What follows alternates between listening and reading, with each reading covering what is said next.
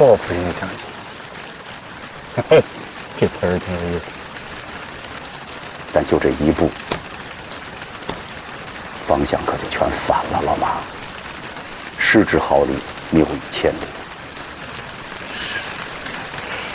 一失足成千古恨，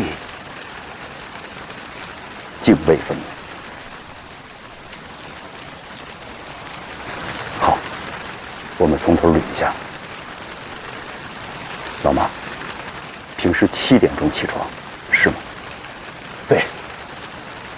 411那天，你可起早了。头一天晚上，你用娴熟的手艺制作了假枪和假炸药。你本来就是技术员出身，这点活难不住你。第二天凌晨，你伪装好了出门，穿过马路，从西北角翻墙，进入了对面的锦上苑小区。为此，你还特地买了一双44码的大鞋。接着，你就盗取了个体老板许光的摩托车。做完这些，天还没亮。为了躲避监控，你选择从后门离开。但是，你通过丽湖大桥之后，刚下桥就发生了意外。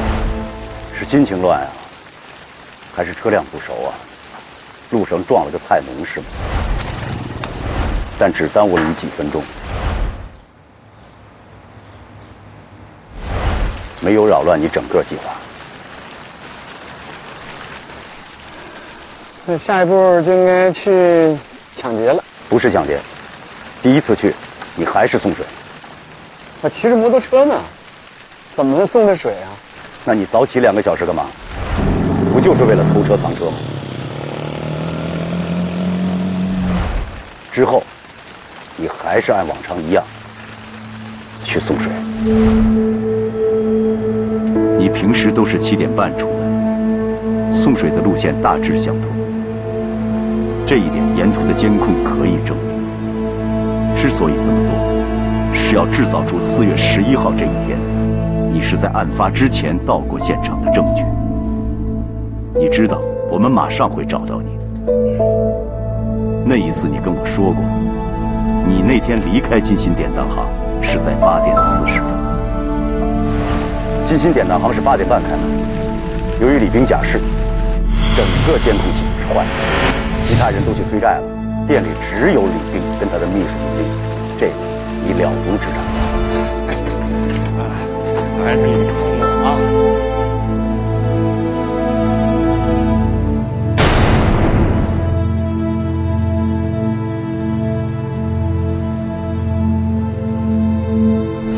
如果说第一次你是送水的话，那第2次去，大戏上演了吧？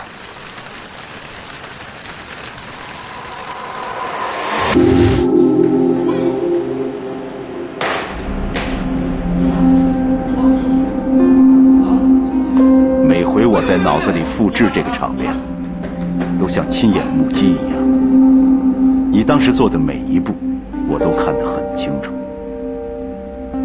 正如你事前预期的那样，整个抢劫过程十分顺利，前后只花费了5分钟。但有件事情你没想到，你抢钱的同时，无意间拿走了李兵一个记黑账黑色笔记本。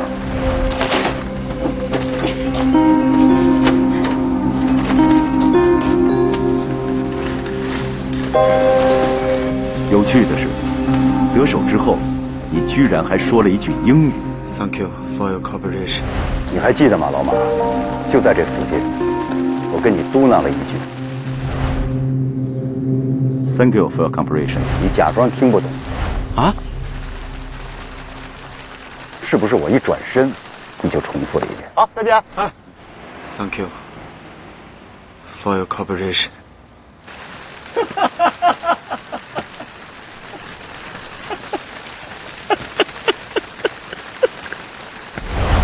那次我在你家，无意中发现你员外务工的奖状，当时就想，这句嘴边上的客气话，你肯定不会拿上。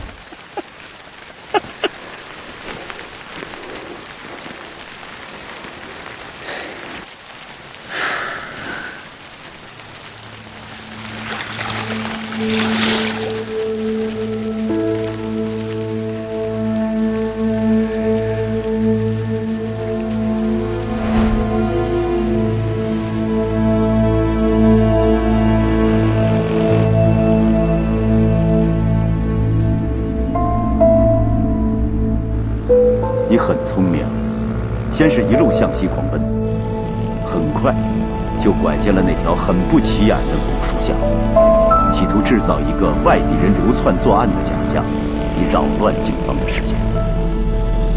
这条巷子不长，正面临拆迁，全程没有监控，以正常的速度，步行也不过3分钟，而你呢，却在那里待了整整7分钟。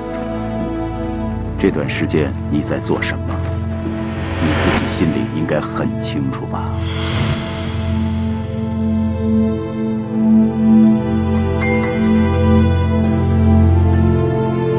老大爷，您能借我个马扎吗？啊，车胎扎了。哎，好，谢谢啊。自己能补啊？能补，我带着工具呢，走着啊。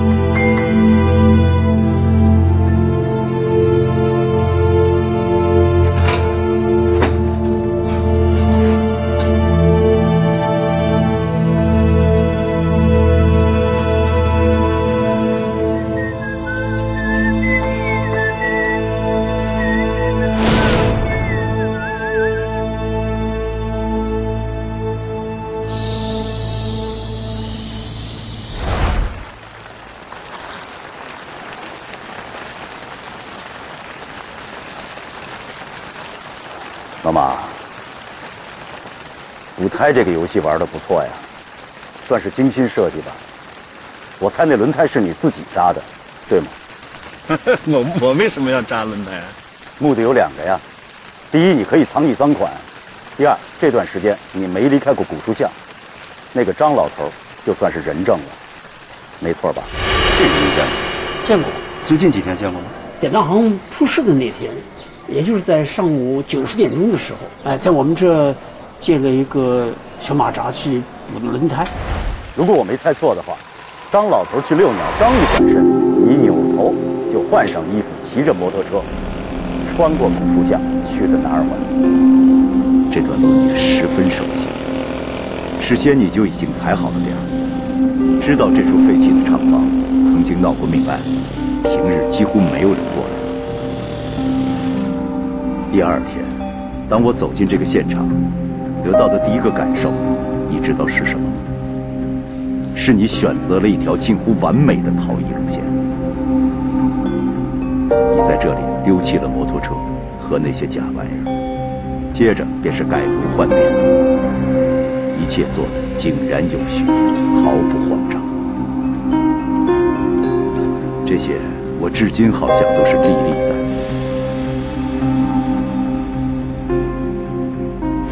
然后，你就匆忙去了对面的9路公交车站，因为整个南二环眼下就只有这9路车上没有安装监控，这有利于掩盖你的行踪。虽然兜了一个圈子，但你还是及时返回了古树巷，丝毫没有引起任何人的注意。而藏匿在送水车上的赃款，同样也是原封不动。这又和你预想的一样。紧张的一刻终于过去了，这时候你才开始了真正的补胎。你手脚麻利，毫不惊慌，很快就收拾好了一切。等忙完这些，那个出门遛鸟的张大爷回来了，正好见证了你的一头一尾。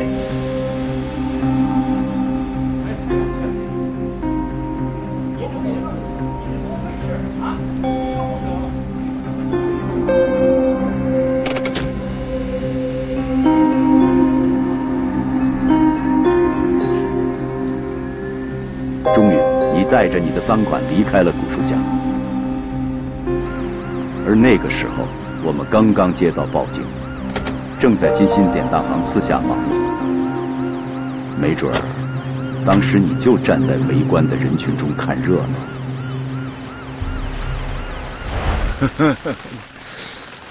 那天我确实在现场看热闹来着，但是有一件事情我确实没闹清楚。你坐着武强的出租车去了苏州，当然你是去藏匿赃款的。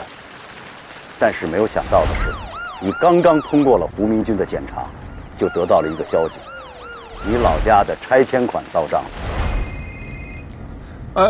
明辉，东升，我告诉你一个好消息，拆迁的补偿款到账了，你们家一共是24万3800。明天一早呢，我安排财务直接打到你的卡上。真的假的？是这样的。我说这个命运呢，就是